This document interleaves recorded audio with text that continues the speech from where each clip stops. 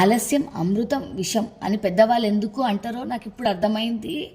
ఈ ఎందుకు అంటున్నా అంటే, నేను ఇక్కడ మేడ్చల్లో ఉంటున్నాం కదా, వచ్చి అక్కడ దాక్షాయణి రామలింగేశ్వర స్వామి గుట్ట ఉంది. ఆ గుట్ట దగ్గరలోనే మేము ఇప్పుడు ఉంటున్నాము, ఇల్లు కట్టుకుంటున్నాం అన్నట్టు. అయితే ఆ దేవుడిని నాకు వచ్చినట్టుగా యూట్యూబ్లో పెద్ద రీల్ చేసి పెట్టాలని చాలా కోరిక నాకు.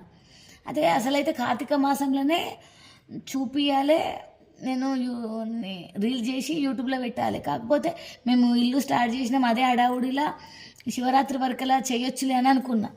ఇప్పుడు మా అత్తమ్మ చనిపోయి గుడికి కూడా పోవద్దు మేము, అందుకనే ఈ మాట అంటున్న ఆలస్యం అమృతం విషయం అని. ఎంత బాధ అవుతుందంటే అంత బాధ అవుతుంది. అయ్యో అప్పుడే చేస్తే నాకు ఈ బాధ ఉండకపోతుండే కదా. అంటే ఇప్పుడు శివరాత్రి వెళ్ళిన 10 రోజులకి దాక్షాయణి రామలింగేశ్వర స్వామి కళ్యాణం జరుగుతుంది. ఆ కళ్యాణం జరిగినప్పటి నుండి హోలీ పండుగ అయిపోయేంత వరకు జాతర ఉంటుంది అన్నట్టు. ఆ కళ్యాణం జరిగిన తర్వాత జాతర ఎంత బాగుంటుంది అంటే కన్నుల పండుగ ఉంటుంది అన్నట్టు. అంత మంచిగా ఉంటుంది, అంత మంచిగా ఉంటుంది. ఇవన్నీ నేను నాకు వచ్చినట్టుగా చెయ్యాలన్న నా కోరిక నెరవేరలేదు. అందుకే ఇంత బాధపడుతూ మీ ముందుకు ఈ విషయం చెప్తున్నా అన్నట్టు. ఇంకోటి ఏంటంటే, నాకు ఊహ తెలిసినప్పటి నుంచి కూడా నేను శివ భక్తురాల్ని. నిజంగా చెప్తున్నాను, నా భగవంతుడు వింటున్నాడు. ఫస్ట్ నా ఊహ తెలిసిన తర్వాత నేను దండం పెట్టుకున్నది కూడా శివుడికే. మా అమ్మ వాళ్ళ ఇంటి దేవుడు ఏమో ఎమ్లాడ రాజరాజేశ్వర స్వామి.